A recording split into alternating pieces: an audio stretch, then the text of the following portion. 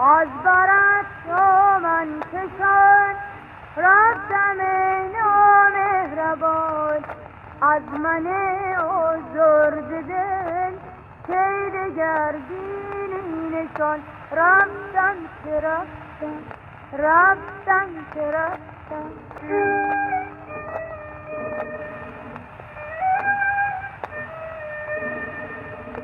از برات دامن کشان رفتم نامهربان، از من آزرده دل که دگر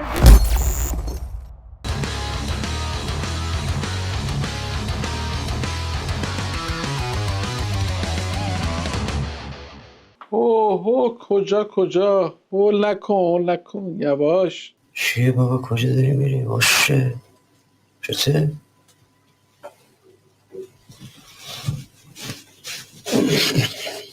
حتی با آقا آروم باش، یواش calm down.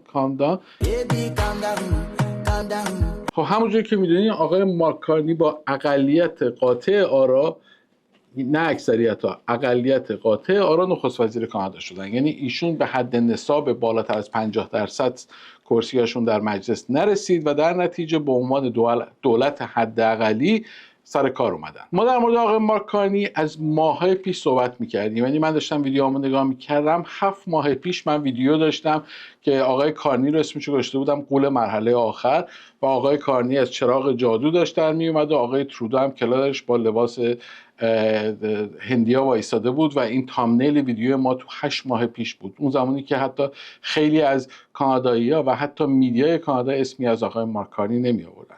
در صورت آقای کارنی انتخاب شد. حالا امروز میخوایم بررسی کنیم حاشیه‌های انتخابات رو و خوب و بد و زشت انتخابات امسال رو ببینیم و در موردش صحبت کنیم.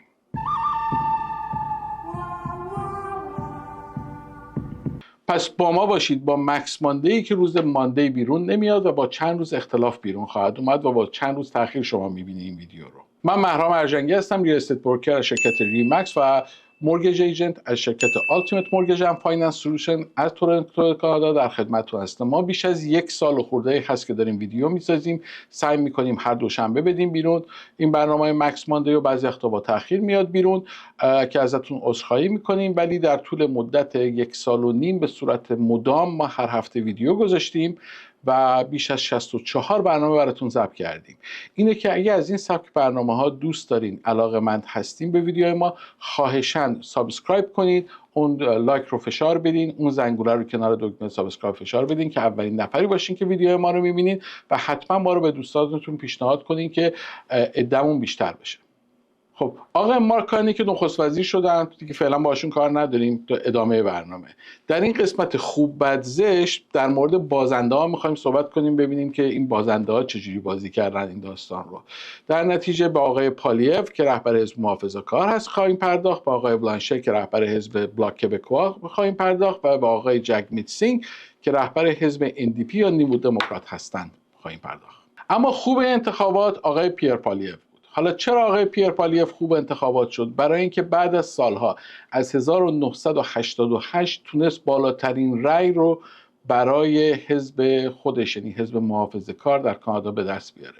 یکی دیگه از بردهای ایشون در این انتخابات این بود که بیش از 42% یا 44% از رأی استان اونتاریو رو در حقیقت نصیب خودش و حزب خودش کرد. یکی دیگه بردهای ایشون در این انتخابات این بود که منطقه یورک ریجن که شامل شهرهایی مثل آرورا، ریچموند، نیو مارکت، وان و مارکام میشه، توی این مناطق خیلی پیشرفت داشتن. مناطقی که معمولاً منتخبینش از حزب لیبرال بودن، امپیاشون از حزب لیبرال بودن، الان اکثریت این مردم مخصوصا مناطق ایرانی نشین مثل ریچموند هیل به حزب ایشون رأی دادن، با توجه به اینکه حزب لیبرال نماینده فارسی زبان داشت. معمولا ما نماینده فارسی زبان هر جا داریم ایرانی‌ها به ایشون رأی میدن، ولی برای اولین بار بود که در ریچموند هیل نماینده ایرانی حزب لیبرال رأی نیاورد و رقیبش که از یک کشور دیگه بود، یک زبان دیگه و یک فرهنگ دیگه هستش،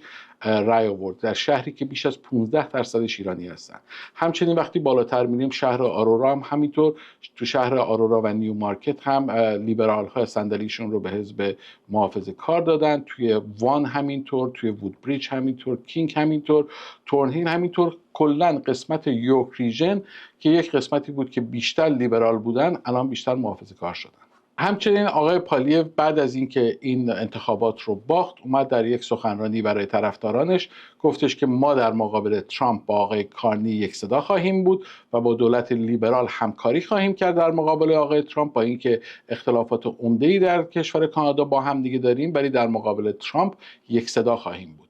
We congratulate people from all political backgrounds on participating in the democratic process.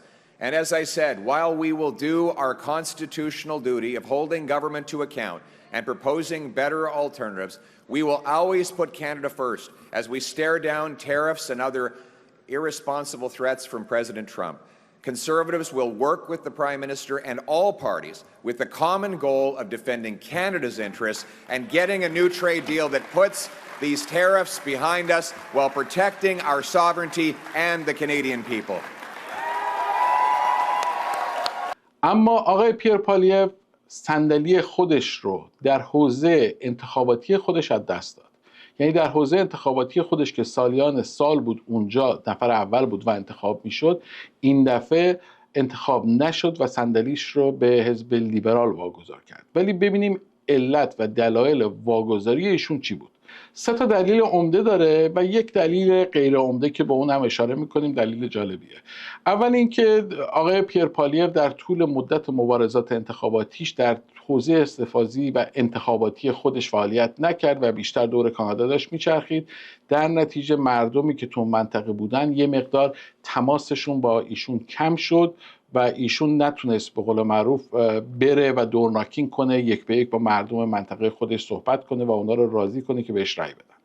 دلیل دومش این بود که معمولاً خیلی به حزب‌های دست راستی دیگه به میدیاهای اصلی یعنی خبرگزاری‌های رسمی مثل CBC و اینا اعتماد نمی‌کنن، برای اینکه معتقدن اینا خبرگزاری‌های لیبرال هستن و پول از دولت میگیرن. در نتیجه آقای پالیو گفته بود که اصلا من بیام سر کار بودجه CBC رو قطع می‌کنم. توی کانادا هم همونجوری که می‌دونید اینستاگرام و فیسبوک از نظر اخبار سیاسی کانادا سانسوره، یعنی واقعا سانسوره. یعنی یه بیلی هست، یه قانونی هست تو کانادا که تمام خبرگزاری هایی که اخبار کانادا رو دارن منعکس میکنن توی سوشال میدیای اینستاگرام و فیسبوک نیستن.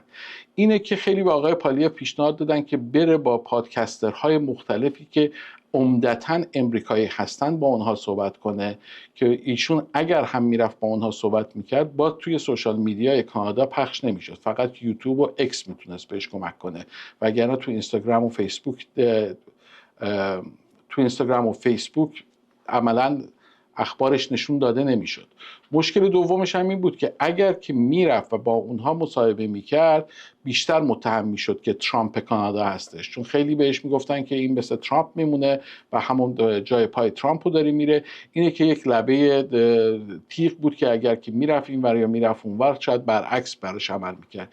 اینه که از این پادکستی ها استفاده نکرد و سوشال میدیا و خبرگزاری هایی که توی کانادا هستن بیشتر خبرگزاری های دست چپی هستن که قانون هم میتونن فعالیت کنن و جامعه عمومی مردم مخصوصا سنهای بالاتر که بیشتر اخبارشون رو از CBC و میدیاهای اصلی، بدنه اصلی میدیاها میگیرن، بیشتر با آقای مارک کارنی متمایل بودن. دلیل سوم ایشون به باخت ایشون به نظر من آماده نبودن تیمش بود. یعنی من اصلا تعجب کردم وقتی که شما 2 دفترچه‌ای که حزب لیبرال و حزب محافظه‌کار آماده کرده بودن برای انتخابات رو با هم دیگه مقایسه می‌کردی می‌فهمیدی حزب لیبرال یعنی حزب آقای مارک کارنی با اینکه خیلی دیر اومد سر کار یه دفترچه 60 صفحه‌ای خوشگل تر و تمیز دیتیل و اینا داشت که البته میگن که مثل اینکه همون دفترچه‌ای بود که برای آقای جاستین ترودو آماده کرده بودن، یه تغییراتی توش دادن، همون رو چاپ کردن دادن بیرون. ولی حزب آقای پالیو یا حزب محافظه‌کار با اینکه 4 سال بود داشت فایت میکرد بر علیه لیبرالا، اولا خیلی دیر اومد دفترشش بیرون، که اون راهنمایی که برای مردم بود که چی کار میخوام بکنن، راهنمای برنامه‌هاشون بود، عملا 2-3 روز بیشتر قبل از انتخابات بیرون نیومد که باعث تعجب من شد که این همه شما برنامه‌ریزی کردین، جنگ کردین، چطور دفترچتون و این مسائل آماده نبود.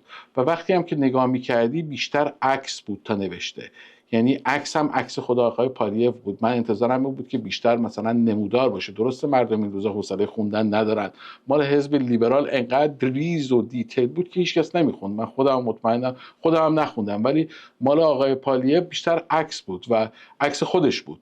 اینه که فکر میکنم اونم ضربه بزرگی زد بهش که نتونست که سری رو راضی کنه که بیان و رأی بدن، ولی تونست مردمی رو راضی کنه، جوانها رو تونست راضی کنه، مردم استان آنتاریو رو تونست راضی کنه بیان رأی بدن، ولی خب جای خودش رو از دست داد. یکی دیگه از دلایلی که حالا دلایل عمده نیست، جانبی هست و من تعجب کردم وقتی دیدم، اینه که من وقتی خودم رفتم رأی بدم توی منطقه خودم ما 4 تا نماینده داشتیم و من تا نگاه کردم بین 4 نفر اون کسی که می‌خواستم بهش رأی بدم بلافاصله تشخیص دادم، علامت زدم و انداختم. ولی برگه رأی حوزه استحفاظی آقای پالیف 91 نفر بودن. یعنی الان توی ویدیو می‌بینید یک تومار انقدری رو تو باید باز می‌کردی، بین 91 نفر رو باید می‌چرخیدی تا اسم آقای پالیف رو پیدا کنی. This is the ballot you're dealing with. Yeah. In Carlton, right? This is what the longest ballot. This is what 91 names look like, right? And you gotta do this to kind of find Pierre Poilievre. He's right there, by the way, on the ballot. Bruce Fanjoy, the Liberal, is right there on the ballot. But just look at the sheer girth of this thing, right? Just look at this, 91 names. So you gotta get this, you gotta write it, you gotta fold it up, they gotta stuff it into, I don't know, a mailbox as opposed to a ballot box. ولی با این احتساب رقیب ایشون پیروز شد با تعداد رأی بیشتر و نمیشه دلیل اصلی گذاشت، ولی یکی از دلیلاش هم میتونه این باشه که سخت‌تر کردن کار ایشون رو توی حوزه استحفاظی خودش. اینه که به هر صورت ایشون با رأی بالایی که حزب محافظه‌کار آورده از 1988 به بعد بهش رتبه خوب رو میدیم و حالا میریم بین بد و زشت این هفته.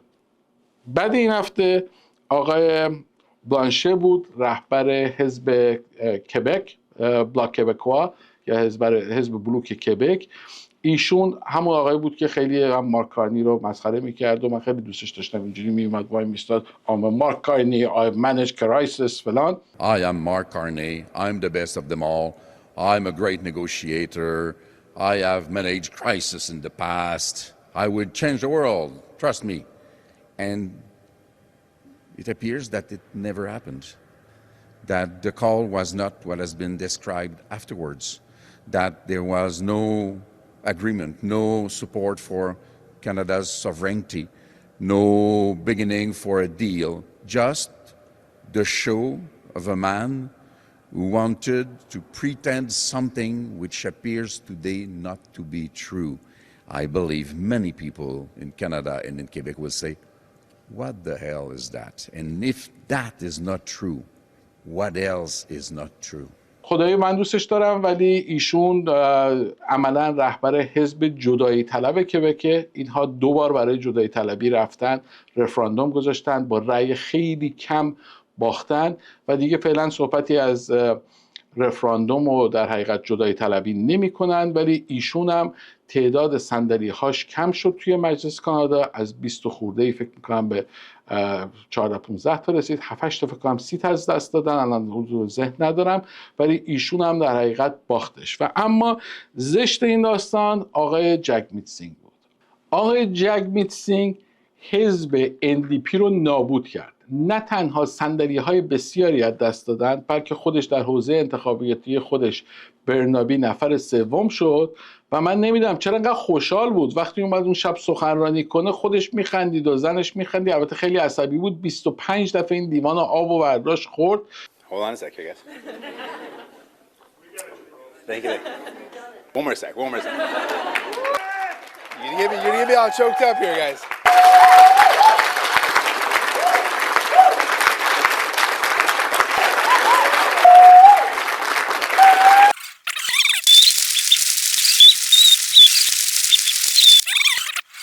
میخندید، ولی خانومش فکر میکنم خیلی خوشحال شد دیگه، خلاص شده بود از دست سیاست بازی این آقا.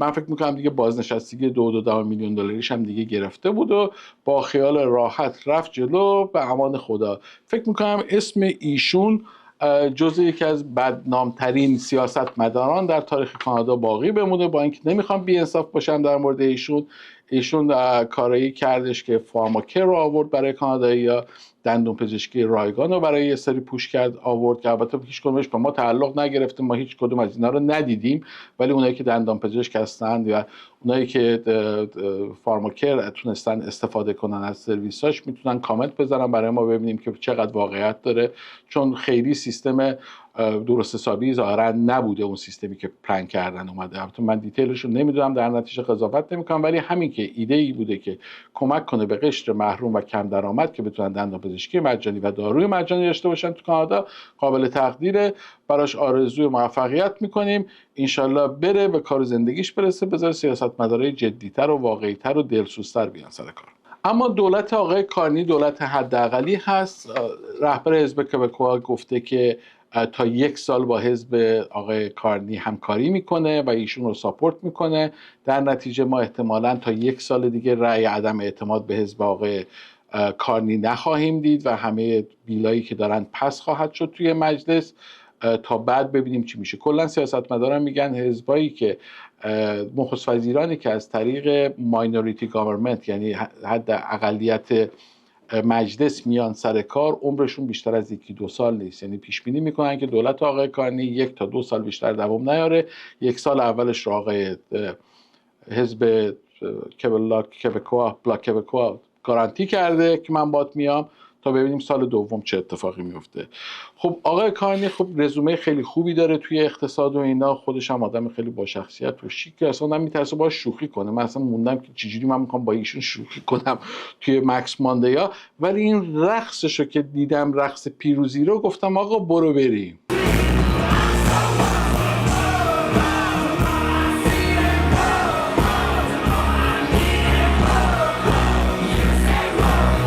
از ترسم هم رفتم خونه Canadian Charter of Rights and Freedoms رو برداشتم آوردم تو آفیسم قاب کنم بچسبونم اونجا که بگم آقا من شوخی که میکنم طبق قانون اساسی و طبق قوانین حقوق Human Rights، حقوق بشر کانادا هستش. اینه که خیلی به من گیر ندین که با آقای کارنی شوخی میکنم. خب آقای کارنی این گوی و این میدان. آقای کارنی میدونیم که سیاستمدار نبوده و از بیرون اومده و حزب لیبرال انتخابش کرده، راضیش کرده که آبروی حیثیتش رو بذاره در گروه حزب لیبرال و نخست وزیر کانادا بشه. آقای کارنی یه کتابی داره به نام ولیوز که من اینو توی مدت انتخابات داشتم میخوندم، یه تیکه هایشو البته همشو نخوندم و یک قسمتش که قسمت خیلی جالبی بود که براتون میذارم. ایشون میگه پرینترهای سه‌بعدی هستن که 48 ساعته خونه میسازه.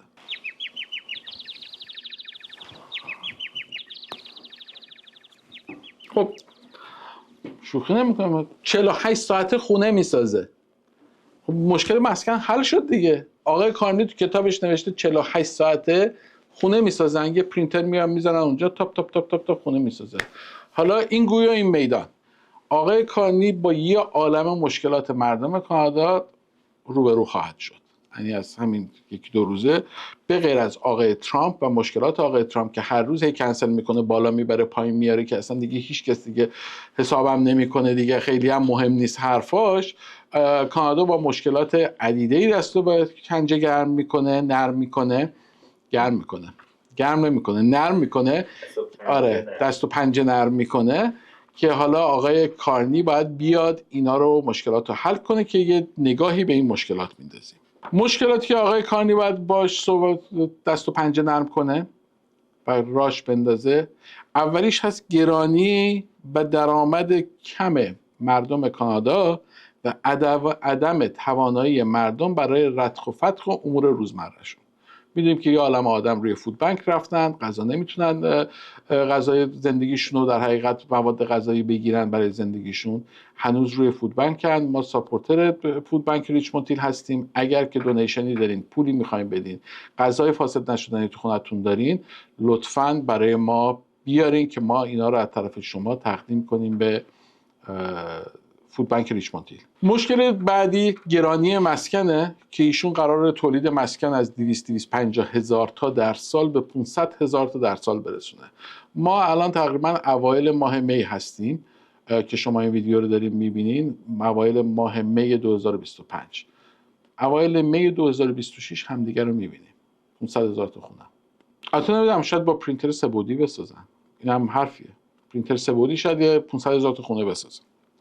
این خونه‌های سه‌بعدی لوله کشی که ندارن، سیم کشی برق که ندارن، نازک‌کاری که ندارن، همینجوری تلپ 48 ساعته خونه بهت تحویل میدن. من هستم و شما سال بعد توی می با هم دیگه تو مکس ماندی اگه زنده بودیم نگرفته بودن ما رو تا اون موقع با هم دیگه میشینیم صحبت میکنیم در مورد. مشکل بعدی کانادا مشکل مهاجرت که در نتیجه سیاست‌های درهای باز آقای ترودو با تعداد مهاجران فراوان به در حقیقت یک شکست مفتضحانه‌ای رسید که الان هم مهاجراش ناراضی‌اند هم میزبانان ناراضی‌اند. یعنی واقعا فکر میکنم جایزه نوبل نابودی سیستم مهاجرت رو به آقای ترودو باید بدن که در 10 سال نخست وزیریشون این سیستم رو که از یکی از بهترین سیستم‌های مهاجرتی دنیا بود به خاک سیاه نشون، به جایی رسون که ایرانی جماعت مهاجر که میاد اینجا میگه آقا اینجا چیه، من برم ایران وضعم بهتره. خیلیشون جمع کردن دارن میرن ایران. یعنی من یکیشون داشتم صحبت میکردم، گفتم خب این برای بچه‌ای که شما اومدین 2-3 ساله که با هم دیگه اومدین، گفت نصف بیشترشون برگشتن رفتن ایران، جای موندن نیست اینجا که. Today, I'm going to let you in on what happened, where we made some mistakes, and why we're taking this big turn. البته آقای ترودو پدرش کسی بود که در زمان نخست وزیریش درهای کانادا رو به کشورهای غیر انگلیسی زبان باز کرد. یعنی تا قبل از آقای پیر الیوت ترودو که پدر جاستین ترودو بود در دهه اواخر قرن گذشته، در دهه 80 میلادی 70 و 80 میلادی، قبل از اون اکثر مهاجرینی که کانادا می اومدن مهاجرینی بودن که از کشورهای اروپایی می اومدن، از کشورهای انگلیسی زبان، اسکاتلند، ایرلند، انگلستان و اینا. و ایشون اومد یکی از کارهایی که کرد اینه که درپای کانادا رو باز کرد به کشورهای دیگه، به زبانهای دیگه و این چند ملیتی رو به کانادا آورد که یکی از علتایی که احتمالاً ما امروز اینجا هستیم و داریم حرف میزنیم و خود آقای جاستین ترودو رو نقد میکنیم به خاطر کاری که پدرش کرده. یکی دیگه کاری که پدرش کرده همین Canadian Charter of Rights and Freedoms هست که حق و حقوق کانادایی‌ها رو بهش اجازه میده که اینجوری باز بتونن بیان حرف بزنن مثل من و دولت هیچ وقت نتونه جلوی صحبت کردنشون رو بگیره. اینه که ما اگه نقد میکنیم یکی رو، خوبشو میگیم، بدشو میگیم، خوبش هم میگیم. اونقدر آدم بی‌انصافی نیستیم که اینها رو نادیده بگیریم. به هر صورت مسئله بعدی کانادا امنیتشه. امنیت کانادا در چند سال گذشته باز هم به برکت آقای جاستین ترودو انقدر خراب شده و هر روز داره خراب و خرابتر میشه که دیگه از زورگیری و ماشین دزدی و اینا یواش یواش داره به جنایت‌ها و جرم و جنایت‌های تیراندازی‌های سنگین میرسه که توش کشته میده. چه آدمایی که در کشته هایی که چه درگیر مستقیم ماجرا هستن، چه کشته هایی که مثل اون خانمی که تو ایستگاه اتوبوس وایساده بود بین 2 ماشین تیراندازی شد و ایشون تیر خورد و مرد. اینه که باید ببینیم که آقای کارنی با مسئله امنیت جامعه کانادا چجوری برخورد کرد. من توی پلناش خیلی چیز محکمی ندیدم. فشار و زورش در مورد اسلحه بود که ما باید اسلحه رو کنترل کنیم. فشار اسلحه کنترل کردن مال کساییه که در حقیقت مجوز اسلحه دارن، ولی اونایی که توی خیابون هستن و اسلحه میکشن اینا مجوزونه نیستن، اینا قاچاقی میارن، اصلا با مجوزم کار ندارن. و مشکل ما مشکل جواز اسلحه نیستش. مشکل امنیت ما مشکلات سیستم قضایی هست که آقای ترودو و حزب لیبرال آوردن که آقای کارنی در موردش صحبت نکرد، ولی امیدوارم که تغییرات و رفرمی روش بدن. ما در تیم مکس ماندی با آقای کارنی و تمام کسایی که به ایشون رأی دادن و تمام همکارانشون تبریک میگیم انتخاب ایشون رو به عنوان نخست وزیری و امیدواریم انتخاب ایشون راه جدید و آغاز جدیدی برای کانادا باشه، برای روزهای بهتر، برای تمام مردم کانادا، چه مهاجرین نسل‌های گذشته که اینجا دارن زندگی میکنن، چه مهاجرین نسل اولی که مثل ما هستیم و بچه‌هامون. امیدواریم کانادای بهتری بسازن برای همه ما. اما از من میپرسن چقدر خوشبین هستی به این اتفاق؟ واقعیت قضیه تمام حالا تمام نه ولی اکثریت اعضای کابینه آقای مارک کارنی و کسایی که انتخاب شدن همونایی هستن که با آقای ترودو کار میکردن. در نتیجه از کوزه همان تراوت که در اوست. اینه که نمیدونم آیا آقای مارک کارنی میتونه این تغییرات عمده رو ایجاد کنه یا با همون آدما که قبلا رأی آوردن با همونا میخواد داستان ادامه بده و نمیدونم. امیدوارم حداقل کسایی که با ایشون کار میکنن اگه دفعه قبل کار نمیکردن با آقای ترودو با آقای کارنی کار کنن و فقط حرف نزنن.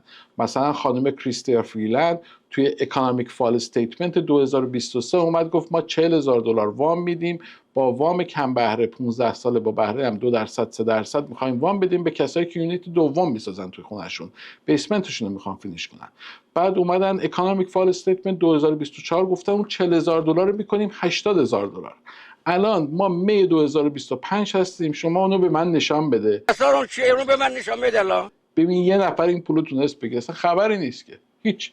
یا مثلا خانم کریستیا فریلند باز اومد گفت آقا ما کپیتال گین تکس از 50% میکنیم 2/3 بالاتر میبریم میکنیم 63%، 62%، 63% و گفت از اول جون 2024 این رو اعمال خواهیم کرد. یه عالمه آدم بودو کاتجشون رو فروختن، قایقشون رو فروختن، وسایلشون رو، بیزنسشون رو، مغازهشون رو، اینا رو فروختن که با اون کپیتال گینه نخوره. الان فهمیدیم که اصلا قانون نشده بوده تا اون موقع که سیاره بی خود داشته اعمال میکرده. الان هم آقای کارنی اومده گفته اصلا کپیتال گین رو من برمیگردونم سر جاش. الان همه رو هوا هیچ به هیچ. یه سری آدم فقط سر حرف خانم کریستیا فریلند بدو رفتن سرمایه‌های پیریشون و بازنشستگیشون رو فروختن به هوایی که تکس کمتر بدن. بعداً فهمیدن که هیچ تکسی در کار نیست و هیچی، نه خانی اومده نه خانی رفته. یعنی اینایی که با آقای کارنی کار میکنن اگه اون موقع حرف میزدن لب و دهن بودن، امیدواریم این دفعه لب و دهن نباشن، حرف میزنن عمل کنن.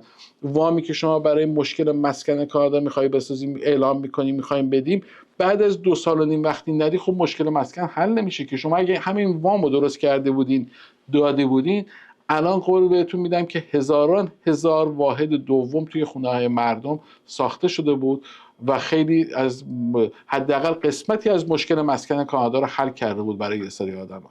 ولی میبینیم که دوستان عزیز فقط صحبت میکنن. The problem is you talk but you don't get anything done, Hillary. You don't.